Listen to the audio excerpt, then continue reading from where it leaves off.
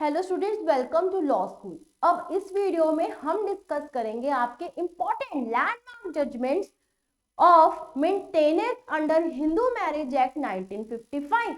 Clear. तो पहला आपका केस है जो बहुत बार एग्जाम्स में आ चुका है, वो है lily Thomas versus Union of India. ये आपका 2006 का केस है जी। इसमें क्या हुआ था, supreme court petition was brought up about the status of the first marriage in the situation where a non-Muslim converted to a Muslim faith without actually changing his or her beliefs or divorcing the first wife। हाँ जी, अब इसमें क्या हुआ था, lily Thomas versus Union of India में क्या हुआ था, नॉन मुस्लिम जी कन्वर्ट हो गया मुस्लिम में और उसने अपने बिलीव्स बिल्कुल चेंज नहीं करे और पहली वाइफ को भी डाइवोर्स नहीं दिया। It was decided that unless a divorce decree was acquired, a couple's marriage would not be dissolved under Hindu law just because they changed their religion। हाँ जी, तो यहाँ पे बोला गया था अ डिवोर्स जितनी देर नहीं होता कपल की मैरिज नहीं टूटेगी, क्योंकि हिंदू लॉ के अकॉर्डिंग उन्होंने मैरिज करा रखी थी, तो सेकंड मैरिज तो वैसे ही वैलिड नहीं होगी चाहे तुमने रिलीजन अब चेंज करा लिया है। हाँ जी, the issues that come up before the apex court ये थे, पहला, if non-Muslim converts to Muslim faith without experiencing any real change in faith or belief and only in order to avoid an existing marriage or enter a second marriage, will the marriage he enters after such conversion be void? हाँ जी, तो ये as such आपका question जो है mains में आ जाता है। ठीक है, अगर मान लो कभी आपको ऐसे क्वेश्चन आ जाए तो you have to mention this very much case Lily Thomas versus Union of India 2006। क्या तो इसमें पूछ रहे हैं सीधा सीधा कि अगर कोई नॉन मुस्लिम मुस्लिम फेथ में कन्वर्ट हो जाए जबकि उसके बिलीव्स कुछ चेंज ना हो, सो दैट उसकी एग्जिस्टिंग मैरिज सफर ना हो और वो सेकंड मैरिज में आना चाहता है, तो ऐसी मैरिज ऐसी कन्वर्जन वॉइड होगी, क्या होगी? तो इसका आंसर है any marriage solemnized by the husband during the course of that marriage despite his conversion to a different religion would be crime that would be tried under section 17 of the Hindu Marriage Act 1955, and it will be also read with 494 of the IPC, which is known as the bigamy। bigamous marriage is against the law and has been made into an offense। Any marriage between two Hindus is deemed null and void if the following criteria are met। कहते कोई भी देखो आपने अब तो इस type से तो माना जाएगा ना कि आपने तो दूसरी मैरिज कर ली है, फेथ को चाहे कन्वर्ट कर लिया है आपने, उसको कोई फर्क नहीं पड़ता। ठीक है, आप दूसरी मैरिज तभी करवा सकते हो जब आपका पहला पार्टनर, ठीक है, कहते आपकी मैरिज जो है नल मानी जाएगी तब जब आपका एक स्पाउस अभी भी जिंदा है, आपने दूसरी शादी करा ली। ठीक है, the ceremony took place after the act implementation, क्योंकि उससे पहले थी जी लोग करा रहे थे दो दो तीन तीन शादियां, बट जब से 1955 का एक्ट आया है उसके बाद बाइगैमस मानना लग गया, मतलब ये अब आपकी दूसरी शादी is an offence under section 494 and section 17 of Hindu marriage Act 494 of IPC. Clear students? So आगे पढ़ते हैं। Is the respondent subject to bigamy prosecution under this section. अब देखिए इसने सेकंड मैरिज तो करा ली है फेथ कन्वर्ट करा के, बताओ क्या अब इसकी प्रोसिक्यूशन होगी 494। So a person could face prosecution under 494 if they entered a second marriage while the first marriage is still active। The second marriage would also be illegal under 11th section and 17 of Hindu Marriage Act। The cases of now, ये case है आपका रोबासा Khanum versus खोदादाद Irani 1946 was also brought up in the learned judge ruled that behavior of the spouse who converts to Islam must be evaluated in accordance with the principles of justice, right or equity as well as good conscience। हाँ जी, सो इन्होंने साफ साफ बोल दिया है कि अगर आप ऐसी मैरिज कराओगे दैट विल बी इलीगल। हाँ जी, द केस है Robasa Khanum versus Khodada Irani which was brought up learned judge में इसने क्या बोला था कि behavior of the spouse who converts to Islam must be evaluated with the principles of justice, right or equity as well as good science। मतलब कि अब देखो इस्लाम में कन्वर्ट हुआ है उसके पीछे रीजन देखो, शादी रीजन है तो नहीं होगा, ठीक है ना, शादी के चक्कर में आप कन्वर्जन ले रहे हो, it is not a good thing. Clear? और ना ही तुम उसके फॉलो कर रहे हो वो बातें, है ना। आगे वेदर हैविंग अ यूनिफॉर्म, हाँ जी this is very much important question. कहते हैं अब ऐसे केसेस आएंगे तो क्या करना चाहिए हमें, एक यूनिफॉर्म सिविल कोड यानी कि सब रिलीजन के लिए एक लॉ, ठीक है, one nation one law, clear, तो कर देना चाहिए। Is that a good idea, because India doesn't follow this rule because of diversification in our country, clear? So even though uniform legislation is highly desired, the nation's unity and integrity may suffer if it is enacted all at once. It should bring about progressive change and order over time in democracy under the rule of law. हाँ जी, so कहते अगर आपको ये लाना भी है, should bring some progressive change in the country, clear? So because of this, it would be unrealistic and unjust to believe that all laws should be rendered uniform. However, the legal system can address mistakes of flaws or develop over time.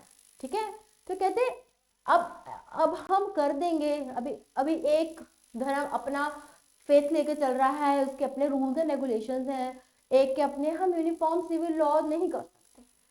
कहते हैं हाँ कभी जरूरत पड़ी है legal system interrupt करें, वो उस टाइम पे उसको करेक्ट करते हैं, है ना। So regarding the uniform civil code, R.M. Sahai, the other honorable judge who made up the bench recommendation, certain actions the government should take to prevent the misuse of religion by the dishonest people who were claiming to have converted were discovered to be polygamists in reality. तो यहाँ पे जो आपके justice R.M. सहाय जी हैं, उन्होंने ये बोला कि देखो हम यूनिफॉर्म सिविल कोड की तो बात कर रहे हैं, बट वो हम ऐसे भी ठीक कर सकते हैं।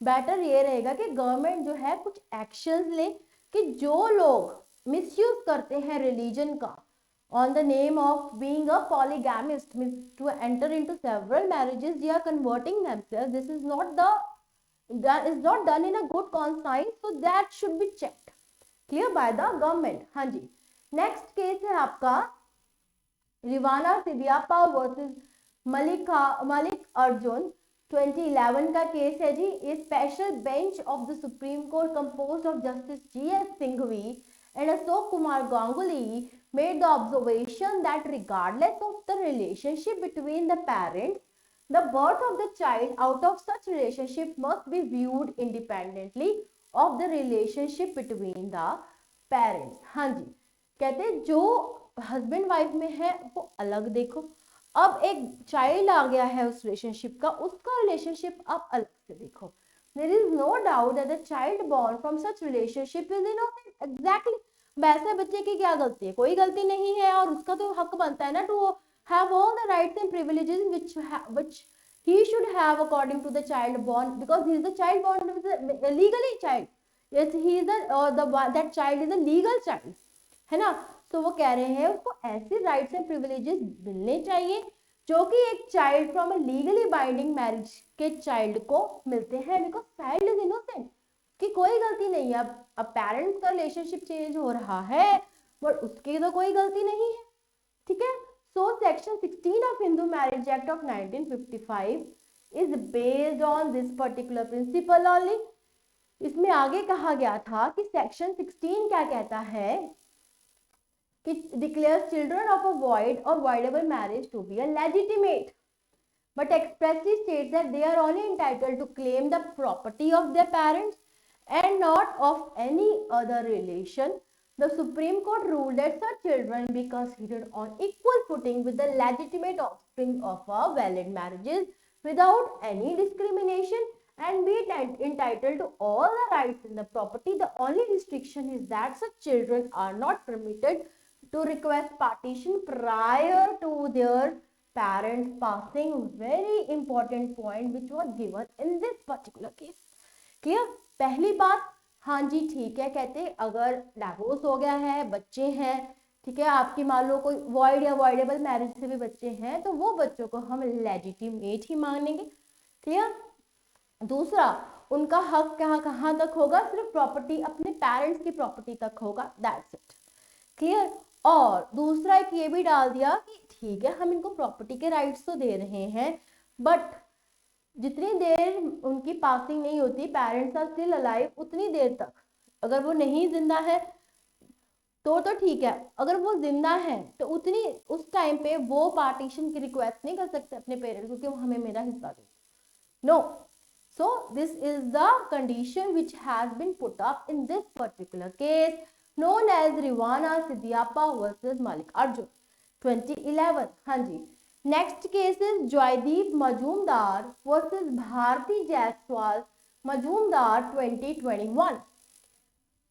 अब इस केस में क्या हुआ था, सुप्रीम कोर्ट ने देखा कि wife was making accusations that were harming the husband reputation and job which would undoubtedly qualify as mental cruelty. So देखा कि वाइफ वाज मेकिंग एक्यूजेशंस जो हस्बैंड की को मेंटली जो है डिस्टर्ब कर रही थी, उसके जॉब पे भी असर डाल रही थी, उसकी रेपुटेशन पे भी डाल रही थी, ठीक है. So which can be regarded as mental cruelty. जब मैंने आपको मेंटल क्रुएलिटी सब कराया था तो बड़े ढंग से ये चीजें भी बताई थी आपको कि हस्बैंड पे भी लगती है, वाइफ पे भी लगती है ना. So the respondent, a professor at the government PG college Tehri with a PhD and तो रिस्पॉन्डेंट आपका ये है. एपेलेंट एक आर्मी ऑफिसर है with MTech, were married on 27 2006 and they cohabited for a short time in Visakhapatnam and Ludhiana, but from the beginning of their marriage disagreement arose. As of September 15 2007 the couple no longer lived together. हाँ जी, सितंबर 27 को शादी हुई, disagreement बहुत आगे थे जिसकी वजह से सितंबर 15 2007 को इनमें दिक्कत आनी शुरू हो गई. आगे देखते हैं. In the divorce proceedings the appellant claim that the respondent had made multiple false allegations against him that had hurt his profession, destroyed his reputation and caused him mental cruelty. The respondent on the other hand claimed that her husband had abandoned her without a valid reason in her case for the restoration of conjugal rights, and as a result the pleader was applied for the guidance in order to resume the married life. हाँ जी, अब देखिए, अब इनकी divorce proceedings चल रही थी. Husband कह रहा है कि जिसने मेरे को मेंटली बहुत हर्ट कर दिया है, मेरे प्रोफेशन को भी हर्ट दिया है, मेरी रेपुटेशन को भी कर दिया, मुझे बहुत मेंटल क्रुएलिटी मिल गई है. और वाइफ कहती है कि मुझे तो रिस्टोरेशन ऑफ कॉन्जुगल राइट्स चाहिए, मतलब मुझे डाइवोर्स नहीं चाहिए, I want to live again, but इसने मुझे अबैंडन कर दिया है. हाँ जी, सुप्रीम कोर्ट ने कहा marriage is considered for a dissolution at the request of a spouse who claims mental cruelty. The outcome of the mental cruelty must be such that it is impossible to maintain the married relationship. In other words, it is reasonable to expect the victim of a wrong to support the behavior in question while maintaining a marital relationship. तो यहाँ पे court ने सीधा सीधा बोल दिया कि यहाँ पे आप डिसॉल्व कर दो क्योंकि एक पार्टी तो मेंटल क्रुएलिटी की बात कर रहा है, फिर आप में अगेन वही दिक्कत आएगी अगर आप रिस्टोर भी कर लोगे. और हाई कोर्ट ने बोला, हाई कोर्ट का जो वर्डिक्ट था वो चैलेंज था. कोर्ट ने बोला था कि sufficient evidence to overturn it and reinstate the order made by the family court since the respondent had treated the appellant cruelly. As a result, the respondent's request for the restitution was denied and the appellant was declared to be entitled to a divorce. हाँ जी, तो इसमें high court में जब appeal डाली थी उन्होंने बोला था कि जो कॉन्जुगल राइट्स का नहीं हो सकता क्योंकि बहुत मेंटल क्रुएलिटी दे दी है, तो इनकी जो है हम इनका डाइवोर्स का ही फाइनल करेंगे. ठीक है जी. और यहाँ पे सुप्रीम कोर्ट ने भी यहाँ पे यही बोला था कि dissolution at the request of a spouse, because यहाँ पे जॉयदीप मजूमदार है आपका एप्लेंट और भारती है जी रिस्पोंडेंट, तो उन्होंने बोला था कि बहुत इम्पॉसिबल हो जाएगा ऐसी मैरिज को मेंटेन करना. क्लियर. आगे चलते हैं. Amarjeet Singh versus Union of India, ये आपका लेटेस्ट 2022 का केस है जी. इसमें क्या है, divorce proceedings the appellant claim that the respondent had made multiple false allegations against him that had hurt his profession, destroyed his reputation and caused him mental cruelty. The respondent इसमें यहाँ पे restoration of conjugal rights की यहाँ पे बात करी गई है. She was pleading for the two resume the marriage. अब यहाँ पे कोर्ट ने क्या बोला, यहाँ पे इन्होंने बोला according to the petition many legal statutes such as section 125 may permit the payment of the maintenance. This led to complicated scenario severely inconvenience that the parties that make maintenance payment। हाँ जी, तो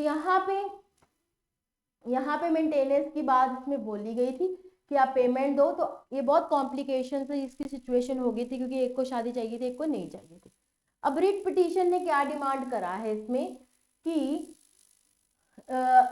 इसमें CGI Lalit ने तब के U U Lalit CGI थे, तो उन्होंने बोला कि ये ऐसा केस जो है हमने रजनीश वर्सेस नेहा 2021 में देखा था। It should be noted that aforementioned judgments offer recommendation for solving the issue of overlapping jurisdiction, providing inconsistent rulings in various proceedings, maintaining consistency। So rules कुछ बताए थे जिसमें हम देख लेते हैं। तो यहाँ पे इस पिटीशन में देखो लीगल स्टैट्यूट्स की बात कर रखी थी। 125 आपको पता ही है सीआरपीसी में किसका सेक्शन है, मेंटेनेंस का सेक्शन है। तो परमिट कर दिया मेंटेनेंस देने के लिए, बट कॉम्प्लिकेटेड सिनेरियो था because the parties had to make maintenance, the parties were inconvenience, और उनको इतने पैसे भी नहीं थे और उनको मेंटेनेंस देनी पड़नी थी। अब यूयू ललित ने यहाँ पे कुछ आपके रूल्स दिए हैं, वो देखते हैं। पहला है when a party makes multiple claims for maintenance under various statutes, the court will take into account an adjustment or set of amount given in the prior hearings when decided whether to award an additional amount in the next case or not। हाँ जी, पहला point ये बोला कि आपको पता है maintenance आपको कितने सेक्शन उससे मिल जाती है, सीआरपीसी से मिल जाती है, फिर आपको यहाँ वाला सेक्शन 25, 24, फिर उसके बाद 18 आपका मेंटेनेंस अडॉप्शन एक्ट का हो जाता है। तो कहते हैं वो आप देखो, आप प्रायर हियरिंग्स में देखो सेट ऑफ अमाउंट क्या एडजस्टमेंट करनी है क्या नहीं करनी है, फिर आप एक उस अकॉर्डिंग डिसीजन ले लो। दूसरा point, disclosure of the prior proceedings and any orders issued therein in the future process the application is mandated. हाँ जी, पहले प्रोसीडिंग्स में क्या क्या बोला है, ऑर्डर इशू है वो भी डिस्क्लोज करो। तो उसके बाद एनी मॉडिफिकेशंस आप कर रहे हो, वेरिएशंस कर रहे हो ऑर्डर में, उसके बारे में भी बताओ उसी, फिर दैट्स इट। तो ये आपके पॉइंट्स हैं जो आपके यूयू ललित में रजनीश वर्सेस नेहा के केस से निकाले थे, और उन्होंने बोला था कि आप इसको जो है फॉलो करो, कि आपको कैसे जो है अपनी प्रोसीडिंग्स को या फिर अपने मेंटेनेंस के पॉइंटर्स को सेट ऑफ या फिर एडजस्ट करना है। Clear students? सो ये थे आपके जी कुछ इंपॉर्टेंट केसेस जो हमने इस लेक्चर में डिस्कस करे हैं मेंटेनेंस के। These cases will help you not only for the pre-exam but also for your mains exam। ठीक है, when you will do a good answer writing you need to mention all these cases। Clear? So that's all in today's video। Thank you so very much।